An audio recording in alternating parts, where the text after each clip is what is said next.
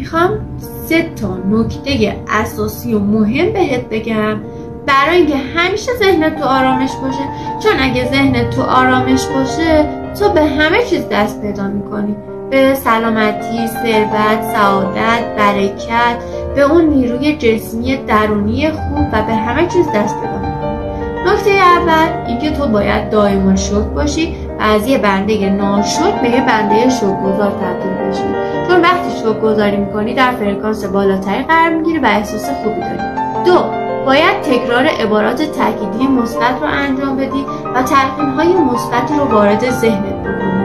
نکته سوم و اساسی تری که باید انجام بدی اینه که مراقبه کنی، مدام و دائم المراقبه باشی، چون زمانی که مراقبه میکنی در ارتعاش خداوند قرار میگیری و کسی که در ارتعاش خداوند باشه آرامش